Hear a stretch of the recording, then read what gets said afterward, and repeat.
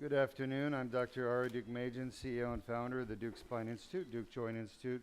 We are broadcasting live spine surgery today from our operating room. Our patient travels here from Canada, and he is here today. He has two herniated discs in his neck, number 4-5 and 5-6. You can see on the MRI the 4-5 and 5-6 herniations are actually bilateral, and we're going to go in and fix those today. Now, he didn't want fusion, he didn't want artificial discs, he didn't want metal in his neck, he didn't want scar tissue, trouble swallowing, and all the bad stuff that happens with fusion and artificial discs. He wanted a treatment that was natural, that was better, more advanced, less invasive shot. So he came to Duke Spine for the Duke Laser Disc Repair. 2, 3, 4, 5, 6. It looks like 5-6. You agree? Yes, sir. Everything. So I'm going to start shot. 2, 3, 4, 5, 6. You agree? 5, yes, sir. Shot. 5. That should be 5-6 there. Shot. All right, let's see where we are.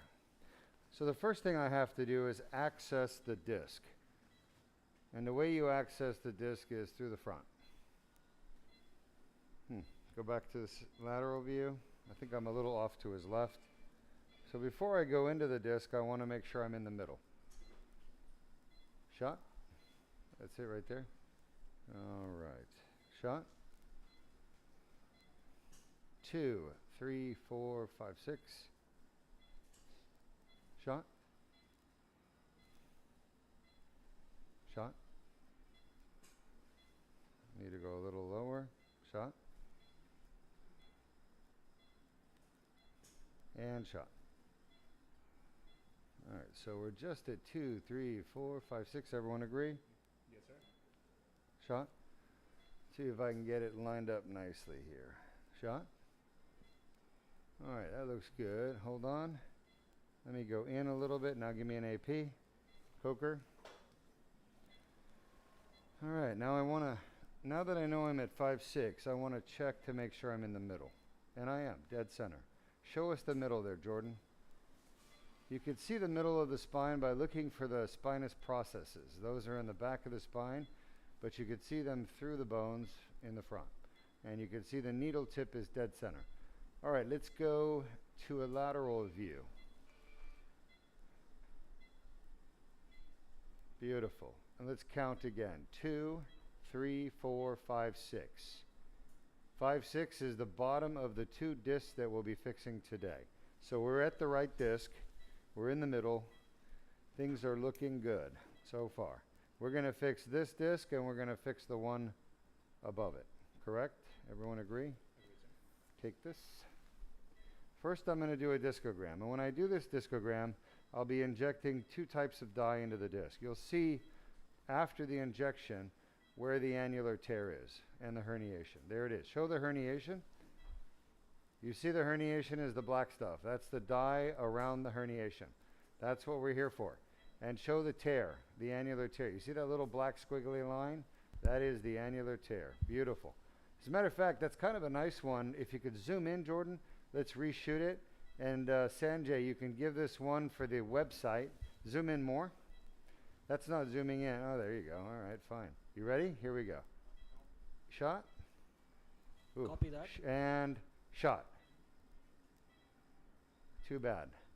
You can see the tear pretty good there. Keep all of those, Sanjay, right there. You see the tear? That's a nice one for the records. Yes, doctor. All right. And shot. So at this point, I'm placing the guide wire. I'm going to numb up the skin. We've lost 1 drop of blood so far. Right there. Not even a full drop. This is a relatively bloodless surgery. We don't lose blood. Maybe we lose a few drops, but that's about it. I'm giving some numbing medicine. Not because he's awake and he can feel it, but because he's asleep but he can still feel it and respond to it. Even when you're asleep, pain is perceived by the parts of the brain, usually subconscious parts of the brain. And it has an effect on your vascular system. The incision I'm making is 4 millimeters. 4 millimeters is tiny. You might get a 4 millimeter incision and think that a mosquito bit you. Shot? All right, here we go. I'm going to take the needle out and leave the guide wire in. You can see C2 at the top, 3, 4, 5, 6. Shot? Beautiful. The needle's out, guide wire's in. You got to be careful not to pull the guide wire out when you take the needle out. All right, next I'll use this dilator. You see this? It has a tapered tip, and what it does is it spreads the fibers. That's fibers of the tissue. As it enters the body, it spreads those fibers. It doesn't cut, it spreads. Shot? I pull back my guide wire just a little bit. Shot? Now I use a twisting motion to advance. Shot? And I'm keeping an eye on my dilator tip as I am also on the guide wire. Shot? I don't want my guide wire advancing into the spinal canal too far. Can go in a little bit, but that's about it. Shot? The reason why the guide wire would advance is because it traps the dilator traps the guide wire sometimes and advances it. Shot? All right, let's get an AP. At this point, I've advanced the dilator tip to the front of the disc through the soft tissues. This surgery doesn't cause any swallowing trouble or hoarseness or any of that stuff like open surgery does. Beautiful. So the tip is right in the middle. You got annular tears on both sides. Show us the annular tears on both sides. You can see that the back of the disc is torn on the left and right, and it's allowing dye to leak out into the neuroforamen on both sides. It's getting around the nerve roots too. All right, at this point, I'm very happy. We're in the middle, and I'm going to start advancing my dilator into the disc. Shot? I'm going to take the guide wire out. I don't need it. We don't need it in line. I'm going to advance this through the disc. Right, see the tear back there? That's a really nice picture there. I'm right at the tear. You see where the dilator is right at the tear? I'm going to go through the tear to the back of the disc where the herniation is. Shot? See that nice advancement there? Yes, I do. Now, we are literally inside the tear and right at the base of the herniation. That's perfect. I'm lucky I have a great neck on this patient. An easy neck. Okay. Next, I'm going to advance my tube. The tube that we'll be doing the entire surgery through. Shot? And as you do this, you want to monitor. See, the dilator came back a little bit. You want to monitor not just the progress of the tube, but also the progress of the tip of the dilator. You don't want the tip of the dilator going in. So the tube is 4 millimeters wide, shot, and that's why the incision that I made was actually 4 millimeters wide. It's to accommodate the width of the tube. As a matter of fact, the incision I made is exactly 4 millimeters, so it's actually sticking, sticking to the tube at the level of the skin, but we should be fine. I'm going to watch this tip of the dilator as I advance my tube.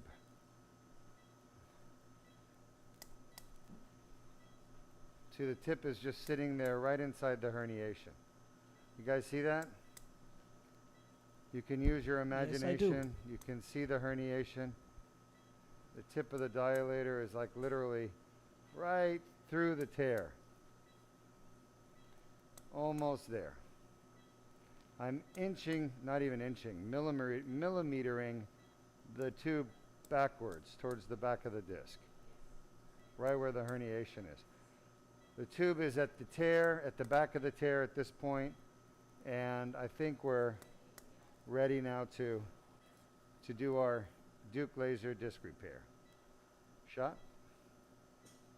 Perfect. You see that, folks? Yes. Pretty cool, huh?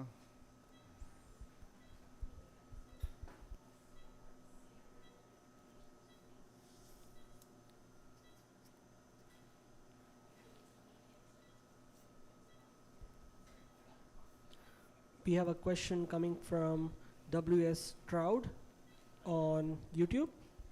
Sure. Is it normal after a fusion at L5, S1 and L4, S5 Bluetooth. to have increased pain, serious pain including the leg? No. No, it's not normal after a fusion to have increasing pain. As a matter of fact, fusions are surgeries that are supposed to take away pain if they're done properly. So it could be that the fusion wasn't done properly, or it could also be that you're developing adjacent segment disease already, which is the next disc being a problem, pinching the nerve. Or it could be that you have a different diagnosis, like piriformis syndrome or ischial tuberosity tendonitis. There are so many causes, folks. The biggest problem in spine surgery is doctors don't know what causes pain, so they just do what they think they need to do based on the MRI without actually finding out why the patient has their symptoms.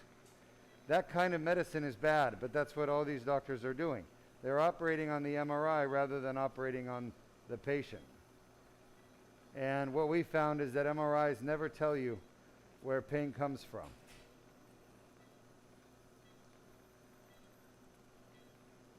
Patients do.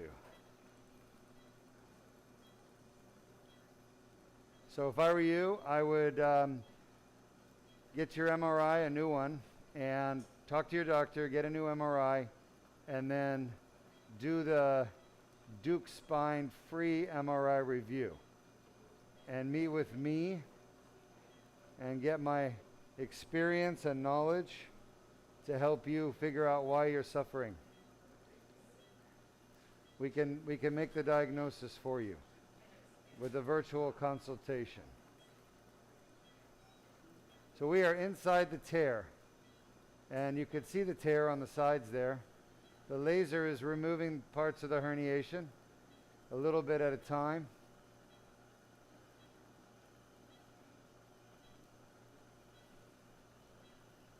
Whoa, that was a big.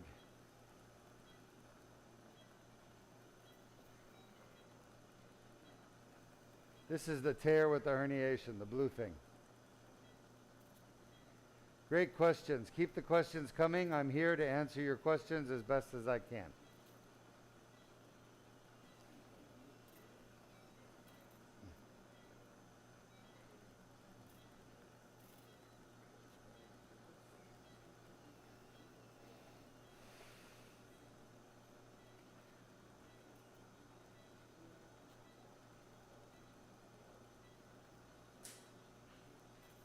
Let's flip it. So what I do, for those of you wondering, is I'm going back and forth, basically left to right, along the tear, removing the herniation from the tear. Sort of like removing a giant splinter stuck in your finger. All right, if we don't remove this herniation here, the tear will never heal. The tear is trying to heal, and that's evidenced by inflammation. What's the first step of all healing? Inflammation.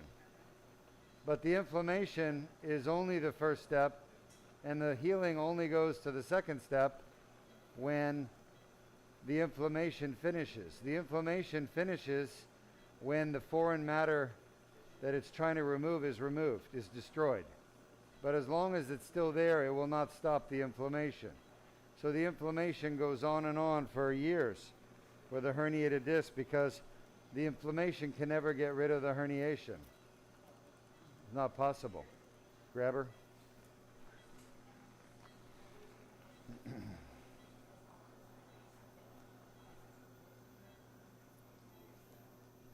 Surgeons have known about this for years.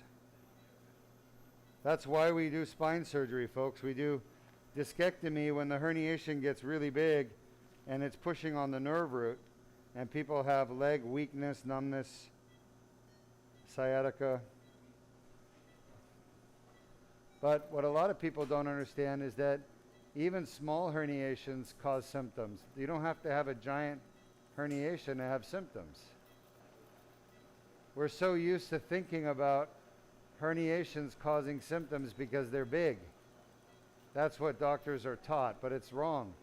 Herniations cause most symptoms through inflammation, not from compression, from size, from inflammation. And the inflammation is what we're seeing right here inside the annular tear. Unfortunately, 99% of doctors don't understand this concept, so they can't fix you because they're looking for something big pushing on a nerve. They don't understand it doesn't need to be big, and it needs to be just inflammation there. Any questions? Yes, we have a question from Tina Henry on YouTube. All right. What type of procedure would you recommend for a stenosis? What do I recommend for stenosis is a decompression. And it depends if the stenosis is cervical or lumbar. But the surgery we're doing right now is the best surgery in the world for stenosis. It's called the Duke laser disc repair. It's endoscopic with a laser and metal instruments that we use. This is the best treatment for stenosis. The other types of treatments require open invasive surgery. Invasive surgery is very risky, and it causes collateral damage. So you have risks of complications, infection, bleeding. And then if you're putting in metal, you have risk of complications from the hardware, from the metal. So it's always best if you can avoid putting unnatural things in the body, like metal. Well, if we were supposed to have metal in our bodies, we'd be born with it. So the Duke laser disc repair that you're watching now is really the highest evolution in treatment. It's the most advanced surgery in the world for treating these injuries to the discs, the stenosis, back pain, discogenic back pain, discogenic neck pain, radiculopathy, radiculitis. Anything to do with a disc problem or spinal stenosis, this is the most advanced treatment in the world for it. This is what I would recommend. Now, there are things that cause stenosis that are not conducive to this surgery, like blood clots, infection, tumor, fracture. Tumor, fracture, blood clot, infection. Those four things are possibly better treated with open surgery, like laminectomy. Laminectomy was created for removing tumors out of the spine. The first surgeon to ever do a spinal laminectomy was Dr. Victor Horsley. Everything all right, Berndes?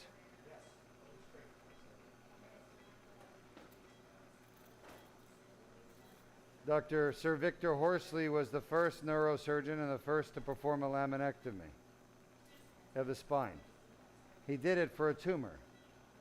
So the fact that people are doing laminectomies for degenerative problems is something newer, and in my opinion, totally the wrong surgery to do for a degenerative problem.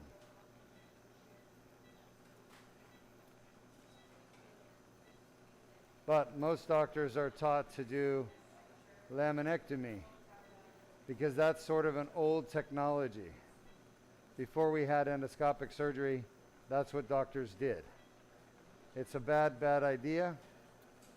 It's too destructive.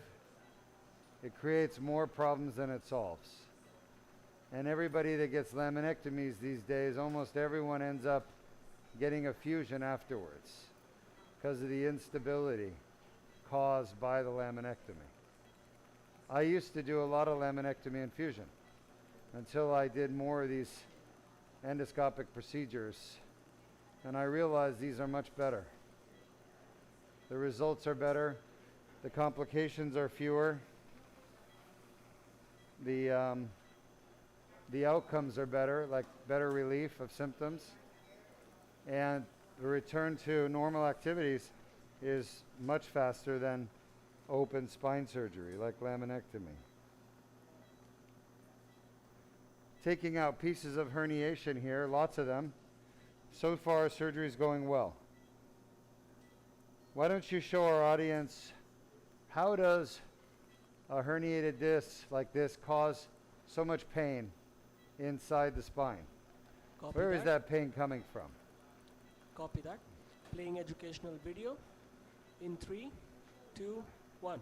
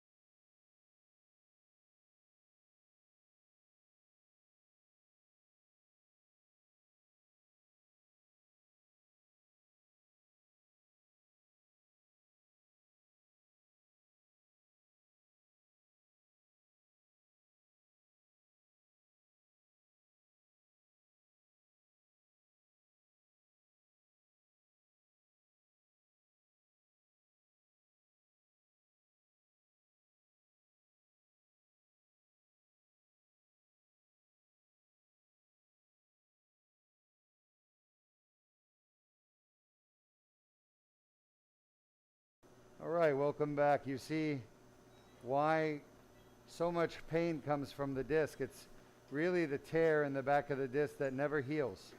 You've got all that inflammation back there. Look at these herniations, one after the next, non-stop.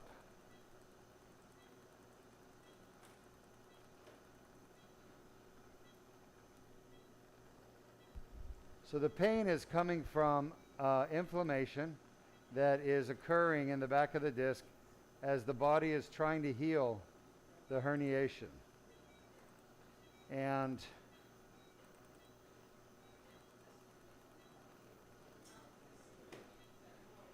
because the body can't heal the herniation, the inflammation just never stops. Inflammation will stop when the herniation is gone. The problem is, look at all this herniation. There's so much of it, and the body is not getting rid of it.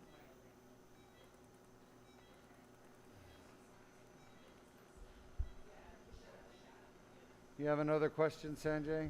Yes, we have a question from Tina Henry on YouTube. All right. Do you ever have patients who don't respond well to the laser surgery? And, Go ahead. and what does the follow-up look like if the pain doesn't resolve? That's a great question. Look at all these pieces of herniation, by the way. I mean, how many of you guys counted so far? I can't even, there's still a big one there. I look at all these. So the question is, have you ever had a patient that didn't respond well to the Duke laser disc repair? The answer is no. The reason is simple. The surgery works every single time as long as the diagnosis is correct. In other words,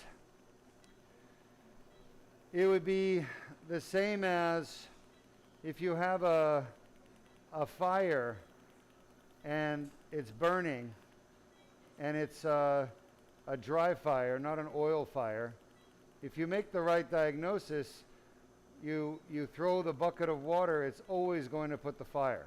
It's a small fire, same size. Okay? So the diagnosis determines the treatment.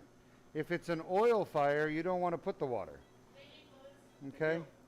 Most fires are not oil fires. They're dry fires, and they respond to water. But some fires are oil fires. And if you put water, it will only make it worse. So think about the spine, as most back pain comes from a disc injury, a herniated disc. As long as the herniated disc is the source of the pain, then the surgery works every single time. However, if the diagnosis is wrong and it's the facet joint instead of the disc, then the pain will not go away. Now, I'm very careful. I make sure the pain is coming from the disc before I do disc surgery. I use my physical exam, my knowledge, the MRI, diagnostic imaging. I make sure that the pain is indeed from the disc before I do surgery on the disc. The best surgery for the disc is what you're watching. It works every single time.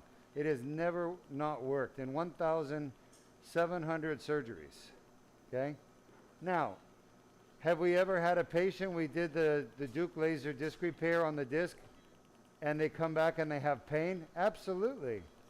25% will have facet pain after the cervical disc surgery. 25%. That's a big number. That's 1 in 4. They come back, but they don't have disc pain, they have facet pain. And it's a totally different treatment. So their disc pain is gone, but they also had facet pain, or we just didn't know they had facet pain usually. And even if they did, it doesn't matter. We have to do a separate treatment for that. It's RFA or DPR now. Does that make sense? So my point is, as long as the diagnosis of disc pain is accurate, then the surgery works every single time. I've never seen it not work in 17 years. The problem is 25% of the patients have more than the disc as the cause of their pain. And they could have the SI joint, the piriformis, ischial tuberosity, tendonitis. I mean, there's so many other facets, causes of back pain. There are 30 causes of back pain. And, you know, this guy has 2 discs that we're fixing. That's 2 out of, well, his is neck, so it's not back. But if we were doing his back and we were fixing 2 discs, then he still has 28 other potential causes. So if he had pain after surgery, I found that it's always not related to where we operated, unless they re-herniate. That's the only time that people continue to have discogenic problems where I operate, is when they re-herniate. But if they don't re-herniate, they don't have problems. Not from the disc. So it's a very good question you're asking. And I like the fact you asked it. And it's a good experience for Sanjay to hear, because Sanjay is helping me build our AI database and program that's going to be able to answer a lot of people's questions. Yes, indeed. That was helpful. Yeah, so you see, this question comes a lot, you know, just different ways people ask it. All right, these fibers here are the fibers of the posterior longitudinal ligament. You see how they run left to right? That's really up and down. So we are at the back of the disc. We're past the back of the disc. You can see how the tear has gone all the way through the disc, because behind the disc is the posterior longitudinal ligament. So when you see the fibers of the posterior ligament, you know you're past the disc. You're through the tear. You've cleaned the whole tear. The only question you have to ask is, do I stop at the PLL or do I keep going? Now, the way you answer that question is you want to know, is the herniation through the PLL or not? Is it superficial, like closer to me? We call it contained, or is it bursting through the PLL and on the other side? If it's on the other side of the PLL, I have to go through the PLL and I have to remove it. In his case, it's not. It is in the foramen right here. You can see it. That's herniation right there. I'm zapping it away with the laser. That's literally on the nerve root, right on top of the nerve root. See that herniation right there? I just got rid of it. It's beautiful. Yes, I do. All of this done without fusion. There's no need for fusion.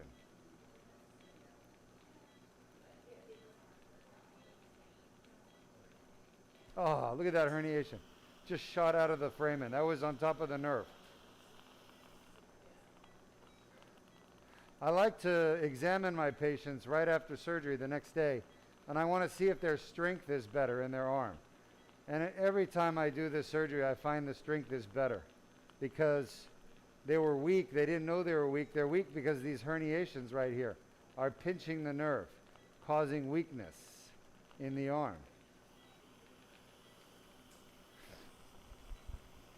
So when I see my patient the next day and their weakness is either gone or better. Look at that herniation.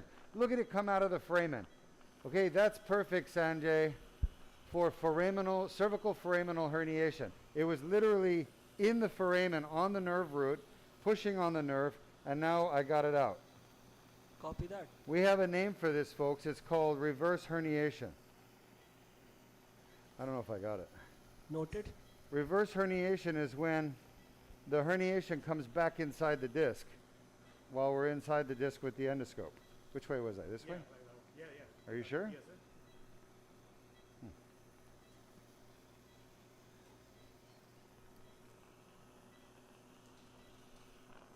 Oh, yeah. So this was the right arm. Right arm? Yes, sir. All right. Any questions? We have a question from Brian on YouTube. Hi, Brian.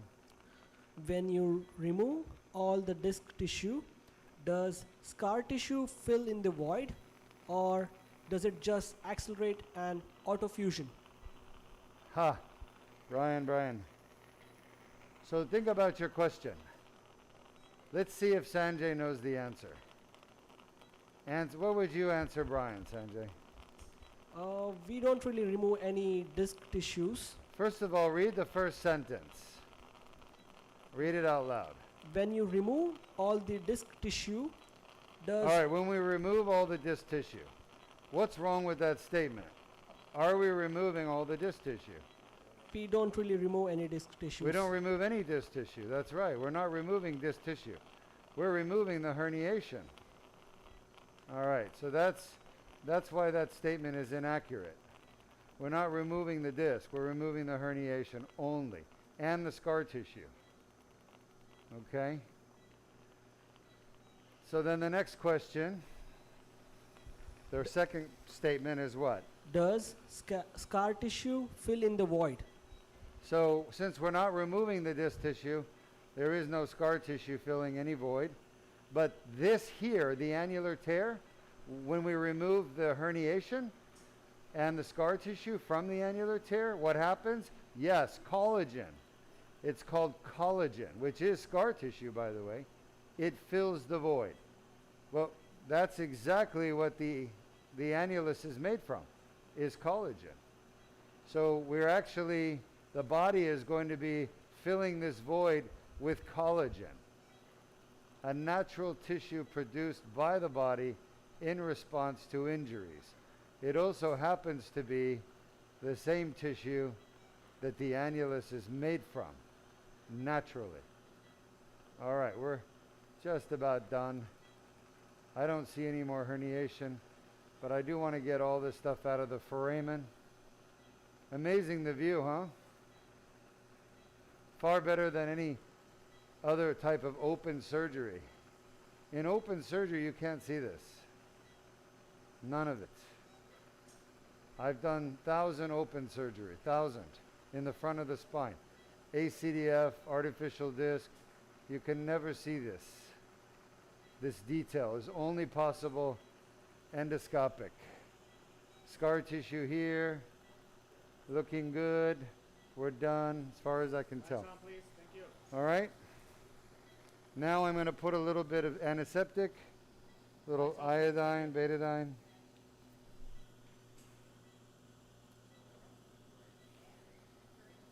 All right, any other questions? Yes, we have a question from Love USA. Who?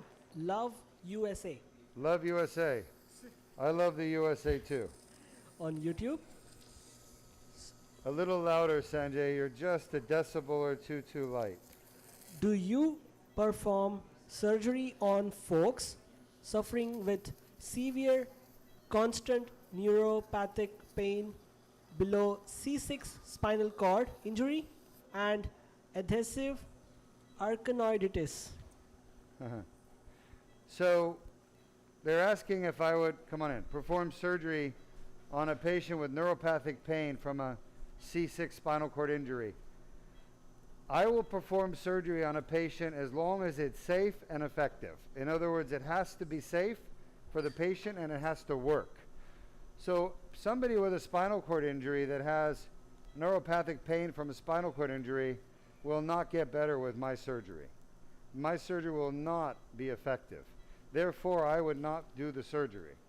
Now, if you have a spinal cord injury, but you also have a herniated disc and facet pain, then I would do surgery on the herniated disc and the facet pain as long as I could do it safely and it would take away your symptoms.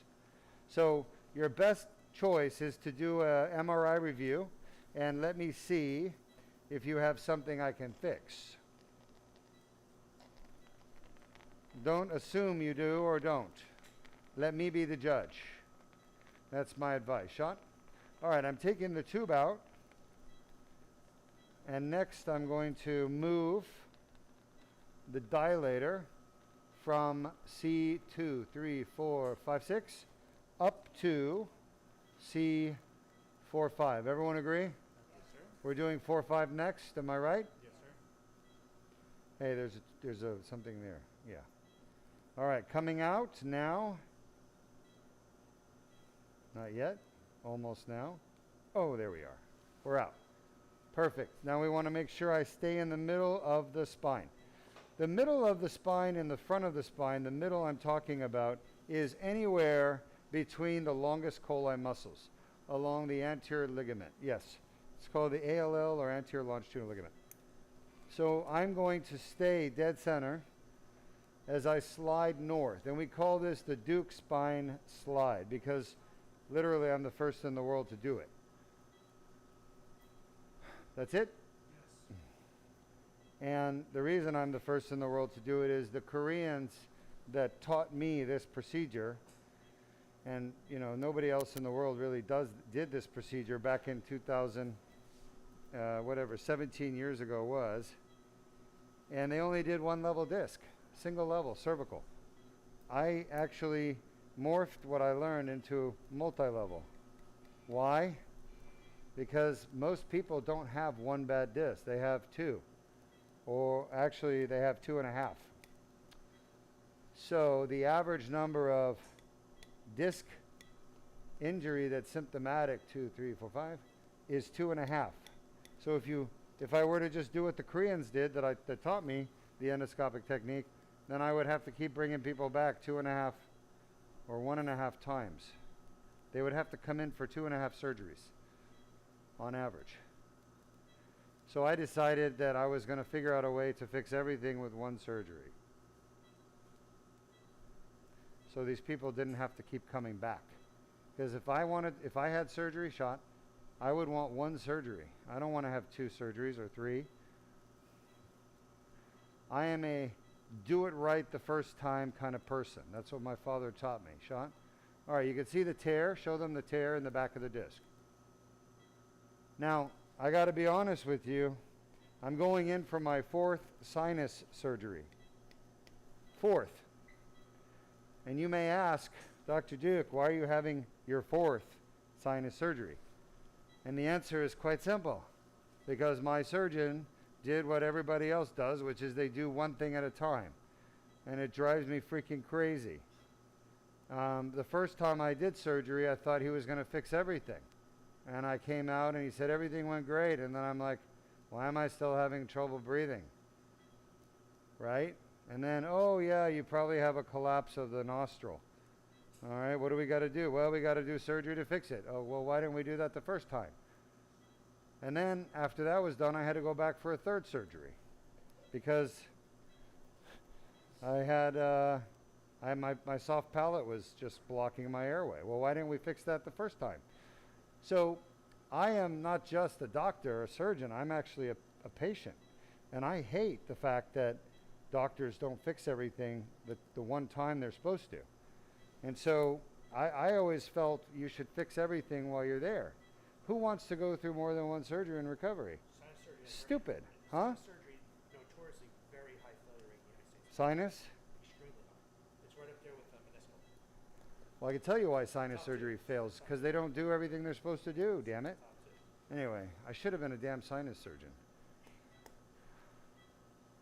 Any questions? We have a question from Tina on YouTube. From PETA? Tina,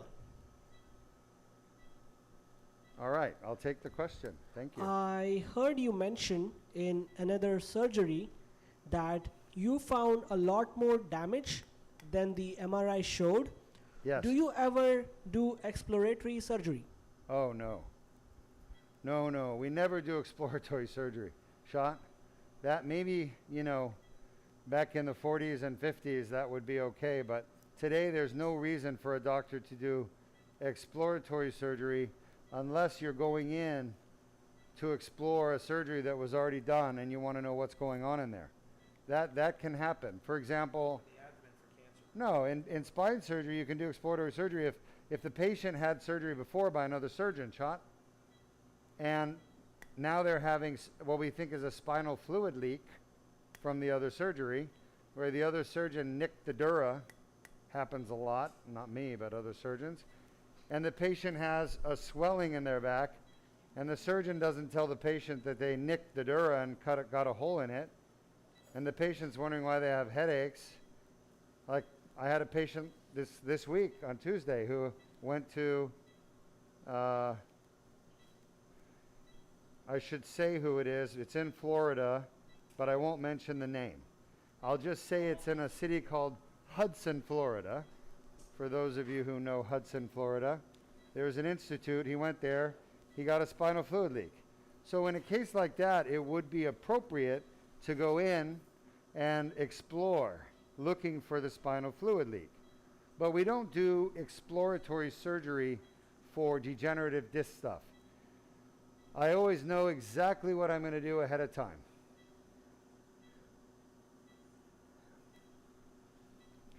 If you ever have a surgeon come out and tell you after surgery, it was a lot worse, we had to do extra discs, what they're really telling you is, I made a mistake, I operated on the wrong disc, but I realized my mistake during your surgery.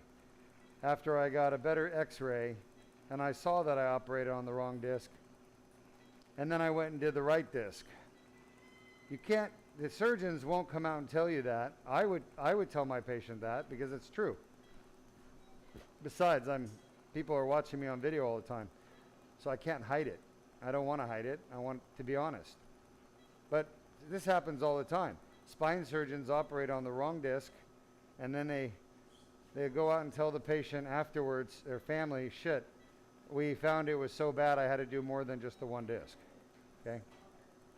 So you may hear that kind of exploratory surgery as well. But trust me, there's no good reason for that to happen. Every surgery we do at Duke Spine, I do knowing exactly what I'm going to do ahead of time because I take the time to examine my patients in clinic, figure out where their pain is coming from, to look at their MRI, to look at their nerve test, to look at x-rays if I have to. And then I tell the patient, listen, I think this is your problem. I can go in there and do the surgery, and I think you're going to get 95% relief, or 85%, or 75%, whatever it is. I tell them, and I let them decide if they want to do surgery. If the patient doesn't want to do surgery, it's fine. I mean, it's not like it doesn't bother me if they don't want to do surgery. A lot of doctors get bothered if the patient doesn't want to do the surgery. I don't know why they get so bothered, but I don't get bothered. It's not my job to be bothered when a patient doesn't want to do what you tell them to do, or what they should do. I don't tell people what to do. I tell them what I think is best for them. And then they get to decide if they want that or not. But ultimately, patients have to make a choice because it's really their body. They have to live with the consequences of their decision. I would never want someone to live with the consequences of my decision. That's not fair to the patient. I want my patients to live with the consequences of their choice, as long as they're capable of making that decision. Their faculties are present, they're not being Baker acted for something, then I trust their judgment. Only the patient knows their needs the best. The doctors don't know the patient's needs. A patient knows their needs. Therefore, doctors should offer treatments and suggestions, not force people to have them and get angry when they don't. So for me, I never get angry. The only time I get angry with patients is when they waste my time. Did I hear a laugh from Nikki over there? Hell yeah. Nikki knows. I will literally go, what's the word? I'll go Genghis Khan on a patient. I don't care. I really don't. If they don't appreciate what I'm doing to help them, like if they just waste my time, especially if they ask me the same questions over and over again. That's my one pet peeve. If I tell you the answer, do not re-ask me the same question. Slightly different. Because I'm not stupid. I will understand what you're doing.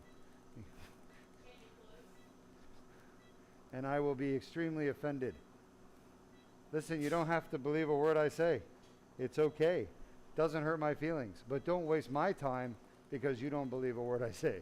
Waste your time. Don't drag me down with your ship. Right, Berndes?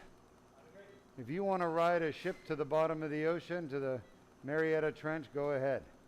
But don't take me with you. AKA, I see a lot of people on Facebook.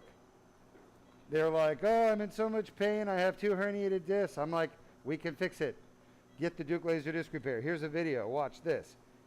And then they don't thumb up it or anything. They just, they saw it because it's their post and you're responding. They don't respond. And then like a few days later, they're like, I'm in so much pain. I don't know what to do. Wait, didn't I just post 2 days ago that you need this procedure? Here's another testimonial. And I do this, and then after like the 5th time, they're still posting, I'm in pain. And it's like, you're in pain because you want to be in pain. Do you not get it? You want to be in pain. If you wanted to be out of pain, you would have done something about it. You have a neurosurgeon telling you, here's how to fix it. And I've got hundreds upon hundreds of testimonials that I can fix these things. And you're still choosing to just complain about it and do nothing productive. So those people waste my time. And I don't appreciate it, okay? I just don't have time to waste. That's the problem.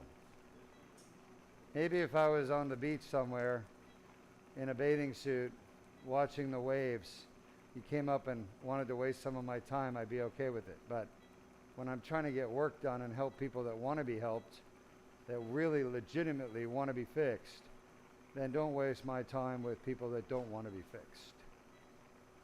All right. Any questions? We have a question from Adrian on YouTube. Yep. Doctor, is the 10 minutes. Hold on. Dr. Berndes, 10 minutes. Yep, sorry, go ahead, Sanjay. Is the laser focused just in front of the fiber? Yes. How Yes. do you stop the laser from damaging the tissue far from the tip of the Yeah. fiber? Great question. So is the laser's effect just right there at the tip of the laser? The answer is yes. The laser energy only goes out a 0.5 millimeter. So everything that I want to vaporize with the laser, I have to touch.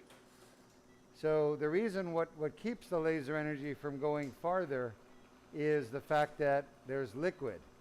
This is in water. Not really water, saline. It's saline. And the laser energy cannot go any further within the saline. So this is it, maxed out. Oh yeah. You guys see that herniation that just came out there? So you could shoot the laser here, but it won't do anything because the water is stopping the energy from going further.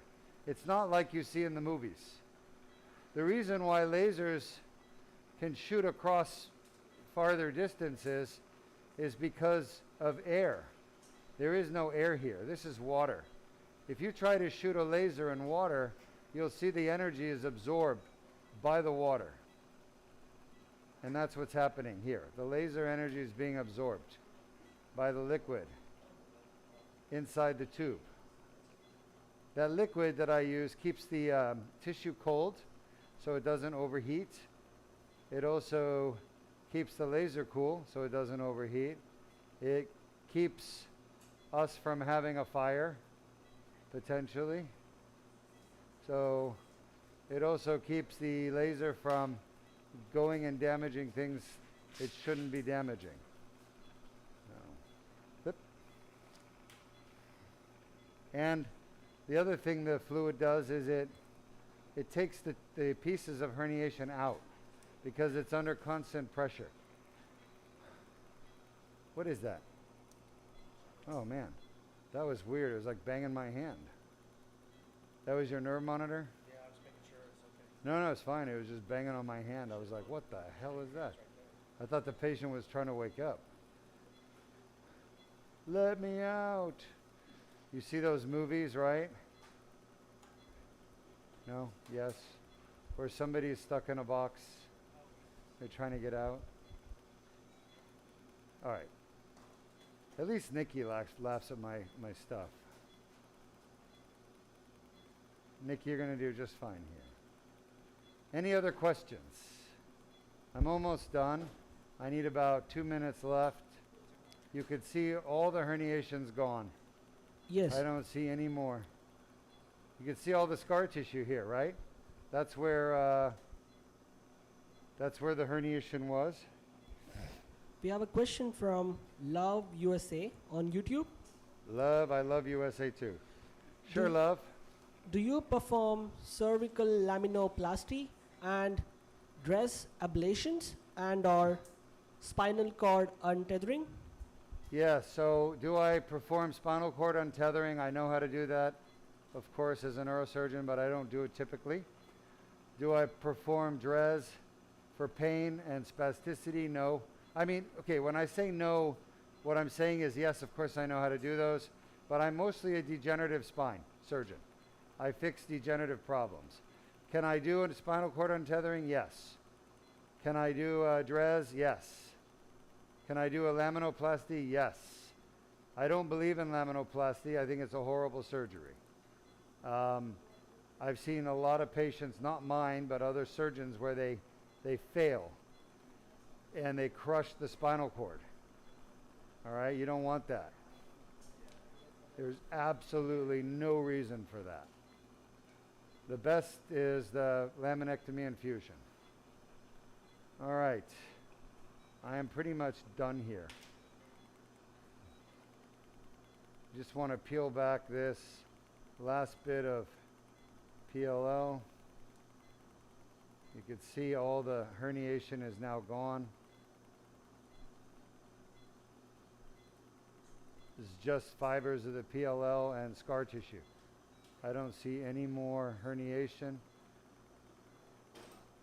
I want to make sure I'm not leaving any. This looks really good. There's a bone spur there, by the way. That's a bone spur I was just removing for the bone spur lovers.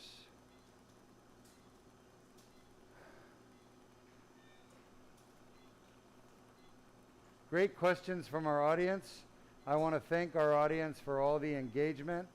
We still have three more surgeries, and we'll be done. Lights on, please. We have what do we have? We have a single level thoracic, DLDR, multiple levels. multi-level lumbar, Yes. And then we have to follow right now is going to be the same case as this, right side of two. we have another cervical. 2-level. So we have another cervical coming up, folks. Thank God.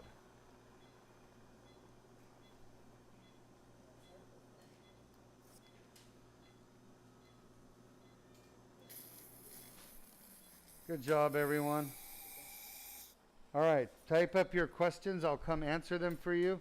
If there are no questions, I won't be there. So if you want me to answer questions, type them up.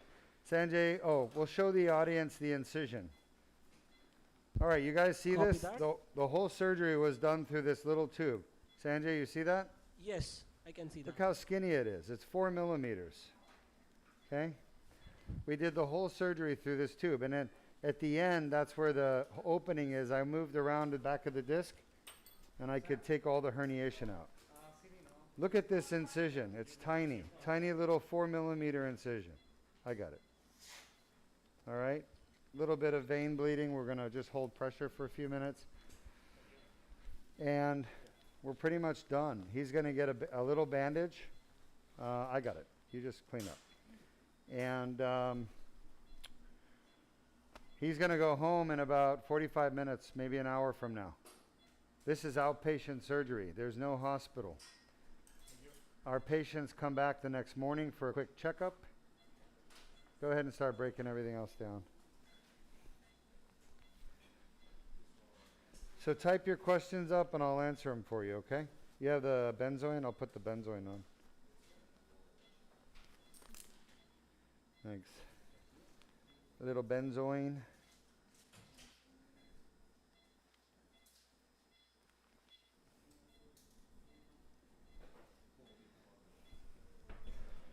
Don't move that.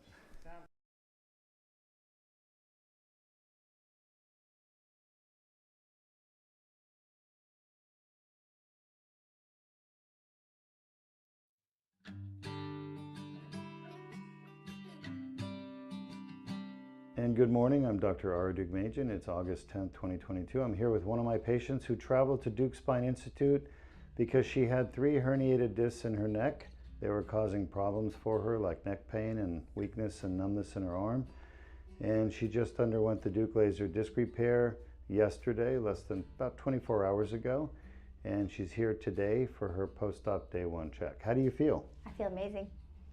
Good. You want to tell us, did the surgery help you, the Duke laser disc repair, and how did it help you? Absolutely. I have 0 pain. I am not on any medication, even the ones you gave me. Don't need my muscle relaxer, don't need pain medicine.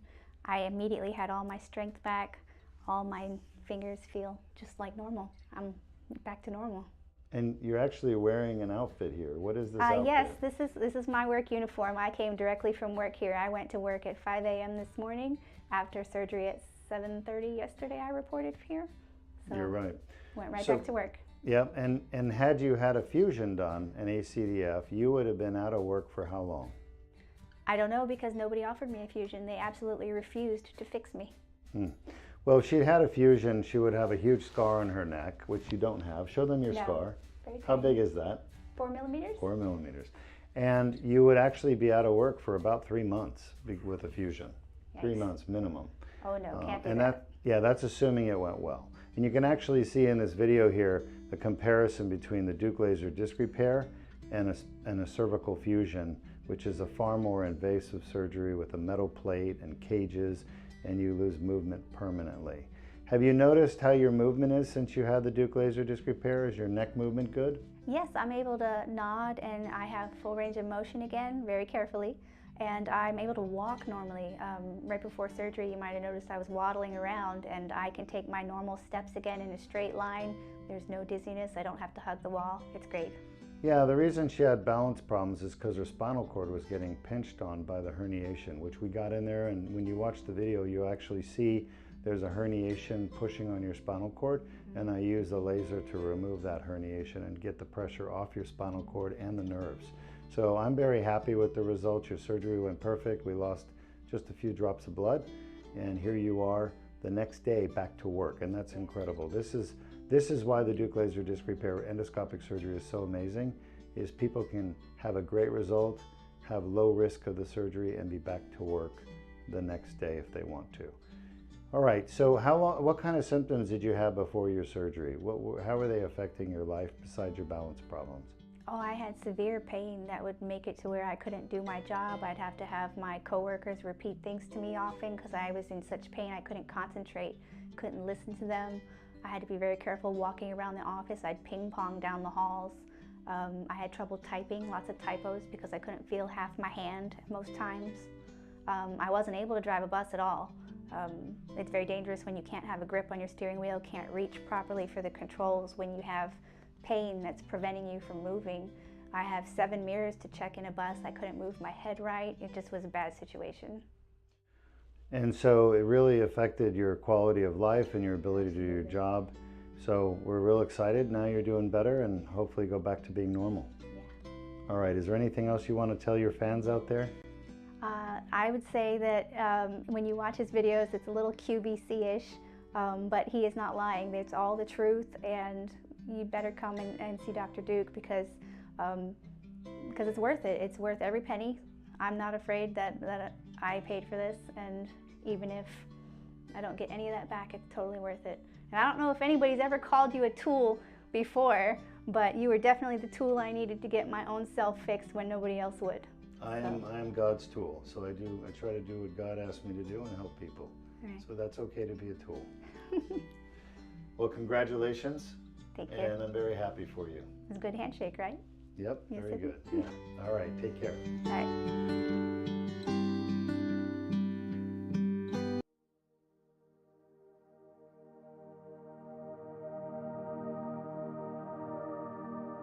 I'm Dr. Ari Duke-Majan with the Duke Spine Institute. We have a patient who just had surgery yesterday. And if you were tuned in online watching our live surgery broadcast, you saw her get 2 discs fixed in her neck. She's had a prior fusion done with an ACDF and a metal plate, so we fixed the disc above the fusion and below the fusion. She had adjacent segment disease. And how long were you suffering with neck pain and right arm symptoms before you came to Duke Spine to get it fixed yesterday? Over 20 years. Over 20 years. Over 20 years. And you had the Duke laser disc repair done. You can see we had to make 2 incisions on the front of your neck. How do you feel after the surgery you had yesterday? Awesome. Never felt like I've not felt like this, and I couldn't tell you how many years. I've not been able to actually have a normal life due to the pain. Hurting so bad, having to lie down during pretty much after lunchtime. Do you still have that pain right now? No, sir. It's gone. Gone, yes. Yeah, your neck is still a little stiff, and you Yes. got to get used to that. But you did have the fusion, fusions always cause neck stiffness, and we can't fix that. But the pain we can fix. So the pain you had before is gone. Yes, sir. You happy? Very, very happy. That's an understatement. Now you have a funny accent because you come from Bluff City, Tennessee. Isn't that right? Yes. All right. And why did you travel to Florida for your surgery? Done a lot of research, and then I found you. Thank God. Greatest blessing that I've ever had. Best doctor I've ever been to in my life. Thank you. I can't really put into words how I feel. It's beyond. It's the greatest blessing ever. It truly is. Well, I'm glad you're doing well. I know your husband is here. He's been very supportive. He was here throughout the surgery yesterday, and you can actually see in the video footage that we made 2 tiny little 4-millimeter cuts in the front of your neck, went down through the neck, not damaging anything inside, and getting to the herniations where the tears were. And actually, you could see the tears on the discogram that I did. And they were big, and we were able to get in there and clean out all the herniations with the laser, and we didn't have to do fusion anymore. We didn't make your neck any worse than it came here with. And the nice thing about the Duke laser disc repair is it's a stabilizing procedure, getting rid of pain and neurological compromise. I checked you today. You came to us with weak arms, and now you have normal strength in your arms just 12 hours, 24 hours after your surgery. Yes. Not had that in so many years. So many years. All right, well, is there anything else you want to say to your fans out there? Anybody suffering with chronic pain, you have no idea. It is well worth coming to see. Like I said, he's the best doctor I've ever been to in my life. He actually cares. First doctor I've ever had in my life to hug me. and asks me how I'm doing. And compliment you on your nails. Exactly. He loves my nails. I He do loves love my your nails. nails. Highly recommend him, like I said. Very well worth everything. He truly does care. And the team here is awesome. The nursing staff, everybody was tremendously, I can't express enough how everybody was so good to me and just went out of their way to make sure that I had everything I need. I was comfortable. You know, it was just a very wonderful experience. It truly was. And I appreciate you sharing. You also had the Duke plasma rhizotomy, I just remembered, because she had facet joint pain as well as the disc problem. And she was having pain turning her head to the right, weren't you? Oh yeah, I couldn't. I was having extreme pain. I was turned into when I couldn't hardly turn to my right. It was going down into my right arm extremely bad. And that's gone. Yes. Amen. And it's gone permanently. So I'm very happy for you. When are you heading back home? Saturday morning. All right. Well, enjoy Florida for a few more days. You take care of yourself. You've got my phone number if you need anything. Yes. All right. I thank take you care. so very much. You are more than welcome. It's my pleasure to take care of you. Even with my funny accent. All right. Let's get you out of here, okay? Go enjoy the beach or something.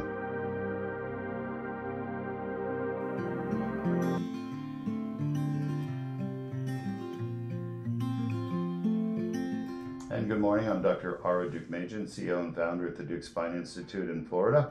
I have one of my patients who just had surgery yesterday, and he traveled from New York with his lovely wife, and they are here for the Duke laser disc repair, which he had done yesterday morning, just 24 hours ago. What kind of problems were you having with your neck before the surgery yesterday? So about, 20 years ago, I had a pool accident. And then in 2009, I had seen a doctor and I had a fusion done. And then after that fusion, which was C4-C6, years went by and I started having problems again with the neck. Severe pain, sharp pain going down into the arm, pains along the back, problems sitting, problems sleeping, constant pain. Went to pain management and tried a list of different type of, chiropractic, physical therapists, and just couldn't get rid of this pain that I had in my neck. Right. So I was recommended to see a surgeon in the New York area. I went to him and he recommended a fusion of C6-7. Right. So I researched more and I found you online, and we had a Zoom meeting and you reviewed what my issue was from an MRI, and I was just amazed at what you told me you could do with no long-term effects. I mean, here I am, I had surgery 24 hours ago. You would never know it. Look at me. You're not holding me up, right? No. Is that amazing? This is Truly modern had technology. surgery, Yeah. truly. And I feel so much better. It looks like Yeah. you're turning your neck a lot better. I am, see that? No pain. Without with that, is it? hesitation. Yeah, So that's just like great. that. They just took my Band-Aids off. I walked in here, I feel great. I don't have any pain in my shoulder and going down my arm. I can lean back now with no burning sensations in the neck. It's just amazing. And my original fusion, when I heard they wanted to do another one, I was worried because it was so painful. I must have been in bed for a week and a half before I can even move around. And they put a drainage in your neck. It was just very uncomfortable. Barbaric. Yeah, it was like crazy. And then I'm like, why isn't everybody coming down here? They should, because we have figured out the right way to treat herniated, bulging, degenerative discs in the neck, and it's with a laser and endoscopic surgery. And you found us, you came, you experienced both, because you had the fusion years ago in 2009, now you had the laser. How would you compare the two in your mind? Night and day. Yeah. I mean, I would never get a fusion again. Never. Well, now that you've had your surgery, I know you were asking if you can go to the beach today and go in the water, and I said yes. What kind of things are you going to do now that your life is going to be without this pain? My activity is going to be much better, and enjoyment of life, my family. Don't have to go lay down in the middle of the day when people are over. It's just going to be great. It's a new start. Absolutely. So I appreciate it. Thank you very welcome, much, sir. Doc. That's why I'm here. It's perfect. Great job. Anything else you want to say to your fans out there? Just listen, it's the good doc here does an MRI review. He doesn't charge you for it. And you'll get to meet him and you'll get to see, you get his opinion on what you need, and you're going to end up being very happy. It's a short ride or flight. I'm coming from New York. It's well worth the flight down here. Yeah, we couldn't tell you were from New York. Oh, you couldn't tell by I'm the joking. by the way I talk? Yeah, of course I can. Well, congratulations. Thanks so much. So happy for you guys. See, I'm up. I feel good. Good. Yeah. That's why we do it. You're welcome.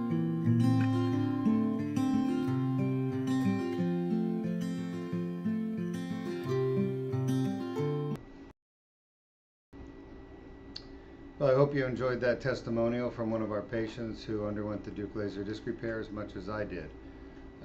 We just finished this patient who's from Canada. He traveled here with 2 disc herniations in the neck. It was the number 4, 5 disc. And the way we number discs, just so you all understand, we call it nomenclature, is a way of medically naming things. The disc is really a cushion between 2 bones called the vertebral bodies. And it's not the only joint here in the spine. There's another joint in the back of the spine called the facet joint. So the disc is the cushion between the 2 vertebral bodies. The facet joint is a different kind of joint in the back of the spine. There's a left and a right. So the way we number bones, if this is the number C4 bone, this would be the C5 bone below it, and the C3 bone would be above it. So this disc would be the C4, C5 disc. That's how things are numbered. And this patient had, on their C4 or 5 disc, in the back, they had a herniation, and it was pinching his nerves. So I went through the front of the disc to the back with the tube, and then I used the laser to zap out the herniation. And it went very well. We didn't have any problems. I was a little surprised at how much herniation there actually was, but typically we're surprised. There's always going to be more herniation than we expected, because the MRI doesn't show you how many herniations there are. It just shows you there's something sticking out the back of the disc, but it doesn't tell you how many pieces there are, how scarred it is. Yeah. So anyway, we did both discs. It went very well. I was happy with the results. I think the patient's going to do very well. What questions do we have? Firstly, we have a comment from Mary Hofteling. She says, I trust you, I believe you, I just have a lot of questions, a lot of anxiety, and a lot of disabilities, so I'm scared, but I need you. Mary, thank you. I appreciate your comments. I'm as a leader of this company, I believe in always telling the truth. It can get me in trouble, not with patients usually, but with other peers of mine and other people who don't want you to know the truth. But the truth is that I believe in telling the truth. So if you come here and watch us, I'll always tell you the truth. Of course, there are going to be things that I don't know. And if I don't know, I will tell you I don't know. If I believe I know something, I'll tell you what I believe. I could be wrong, but I will never tell you something that I believe to be not true. So I think it's important that doctors, people in general, always tell the truth. I'm a big believer in doing what's right socially, because if you do what's right, other people will follow and do what's right as well. And we have enough badness in society already. So trying to make things a little bit better. I appreciate your comments. I know you're anxious. Chronic pain is a horrible condition. I can't even imagine it. Thank God I don't have it. But I take care of patients with chronic pain, and I see their pain go away, and it's the greatest feeling in the world. So I'm very fortunate to be part of the solution. We have the next question from ERMS on YouTube. Could you kindly show how the whole of annular fibrosis is repaired in the end? So the question is, how is the annular fibrosis hole repaired? The repair is the body repairing the annulus fibrosis.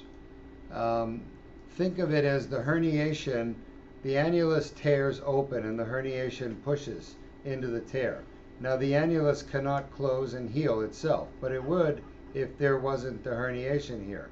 So I go in with the laser, I clean out the herniation, I clean the annulus tear, And then over time, about 1 year after surgery, the annulus will be solidly healed. So the repair of the annulus is what the body does after the surgery, once I debride the annular tear. So you will not see us repair the annular tear, you will see us debride the annular tear. The annular tear will then heal itself and repair itself. The next question comes from Love USA on YouTube. Are you willing to review MRI and consult remotely? My son is paralyzed below shoulders and must travel via ambulance from Phoenix, Arizona. I'd be happy to review an MRI, but understand something, I cannot unparalyze anybody. I am not capable of doing that. Nobody that I know of is capable of doing that. What we do at Duke Spine Institute is we fix pain. And the kinds of pain that we fix are very specific kinds of pain. They're pain coming from a disc injury, a facet joint injury, a fracture, such as a vertebral body fracture. But we cannot fix pain from a spinal cord injury. So if that's the cause of the pain, or spasticity is the cause of the pain in the muscles, then we would not be able to help your son. I'm sorry, we're just not capable of doing that. On the other hand, if you feel your son has some type of pain, maybe above his injury, in his neck with movement that hurts, that we could probably help. So you're welcome to use our free MRI review, and you will meet me for 10 minutes. It's free, no charge. I'll look at the MRI, I'll examine the patient, talk to the patient and you, and I'll try to provide answers as to what's wrong and how we can fix it, if we can fix it. No further questions? All right, I hope you enjoyed the surgery. We will be back. We have another patient with 2 cervical disc herniations. We'll be going in and fixing those 2 herniations. And then after that patient, I have a patient from, I want to say, another patient from maybe Minnesota or Michigan. And he's here for his lower back. He actually came here, no, he's from Illinois. He came here, unfortunately he had surgery with the Bonatti Institute, and he did horribly. And now I'm here trying to help him get out of pain. So he will be after the cervical spine surgery. Our final patient will be a thoracic patient, single level thoracic disc herniation. All right, hope you've enjoyed so far, and I'll see you back in about 30 minutes.